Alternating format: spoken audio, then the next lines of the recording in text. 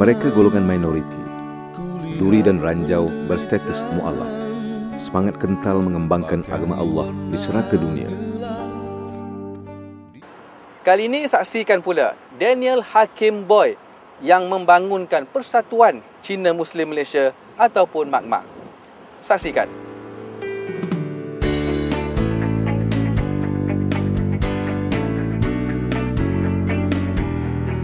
Daniel Hakim Boy, teraju utama Persatuan Cina Muslim Malaysia atau MAKMA, Cawangan Kajang, memeluk Islam sejak 1989.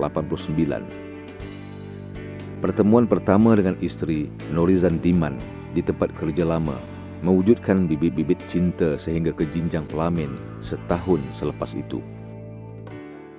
Saya rasa saya akan hidup dengan bahagia dengan dia. Jadi janganlah risau, sebab saya rasa kalau saya bahagia pun dia pun gembira juga.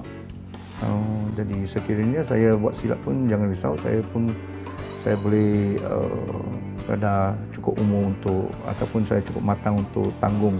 My friends are all multiracial, so dia tak kisah. Tapi my mother is a bit skeptical sikit lah. But later on dia okey lah, tak ada apa-apa pun. Sebab kita pun I grew up in a multiracial neighbour. Tiada tentangan dalam hubungan ini dan mereka menjalani hidup sempurna seperti insan lain.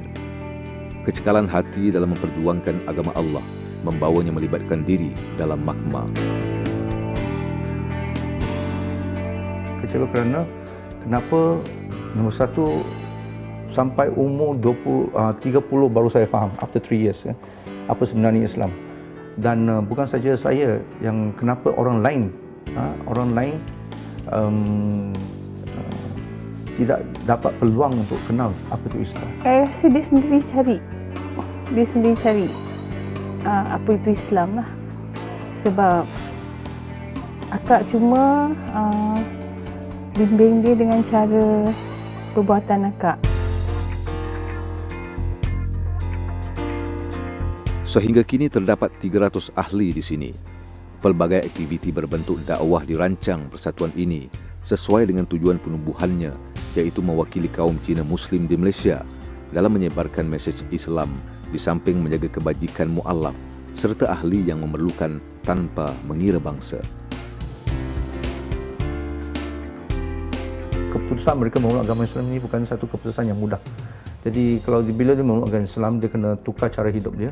Dan mereka tidak boleh tukar sekiranya kita tidak memberi mereka satu galakan ataupun satu panduan. Kesungguhannya dalam memperjuangkan agama Allah kepada kaumnya turut mendapat perhatian Lembaga Zakat Selangor dan bantuan diberikan sebanyak RM50,000 setiap tahun bermula 2008. Selepas kita dapat ataupun sekarang kita dapat sumbangan ni, kita rasa confidence sikit, kita boleh budget aktiviti kita pun tahu dalam tahun ni kita boleh buat apa-apa aktiviti. Jadi kita boleh kita tak payah risaulah.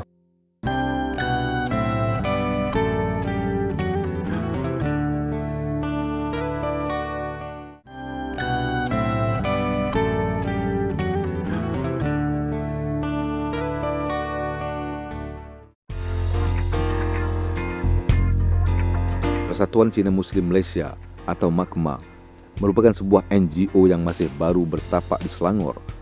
Kekurangan dana bagi menjalani program-program yang dijalankan.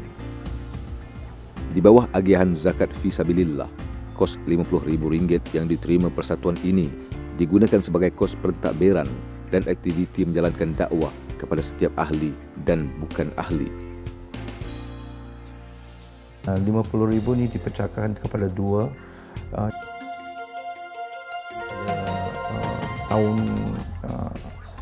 Separuh tahun pertama dan yang 25 baki itu pada tahun bulan-bulan kemudian. Jadi yang dalam RM25,000 tu kalau kita buat program, setiap program dekat RM5,000, cuma kita buat 5 program saja lah. Antara aktiviti yang dijalankan persatuan ini adalah majlis makan malam sempena Tahun Baru Cina. Kem Remaja 2009 dalam bahasa Cina dan menerbitkan buletin Makma Selangor yang pertama.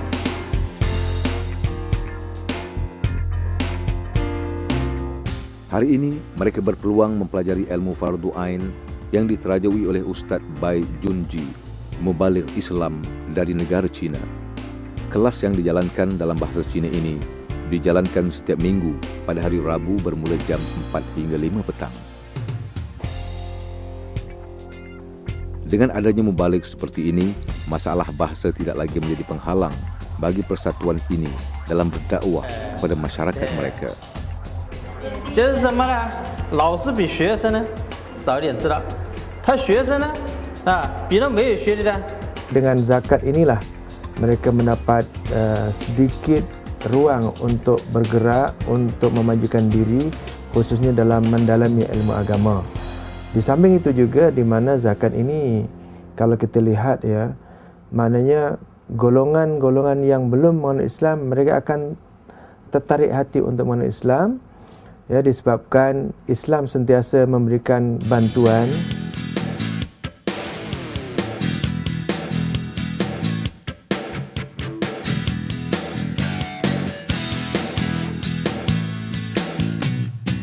Sebagai NGO, selain sumbangan dari Badan Koprat, Makma Selangor menggembeling tenaga bagi menjana pendapatannya sendiri. Antara projek yang dijalankan persatuan ini bagi menjana pendapatan, mereka giat mempromosi makanan Cina halal dengan harga berpatutan. Seperti hari ini, Daniel Hakim Boy dan rakan-rakan Makma yang lain dijemput hadir untuk mempromosikan masakan Cina yang dikenali sebagai mi tarik di satu majlis rumah terbuka.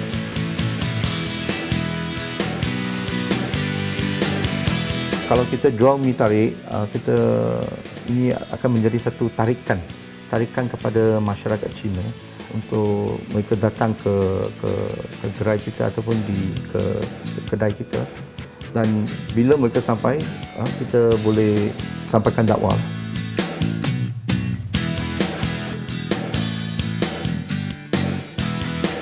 Selain itu, mereka turut memperkenalkan produk terkini dari negara Cina yang dikenali sebagai musafir.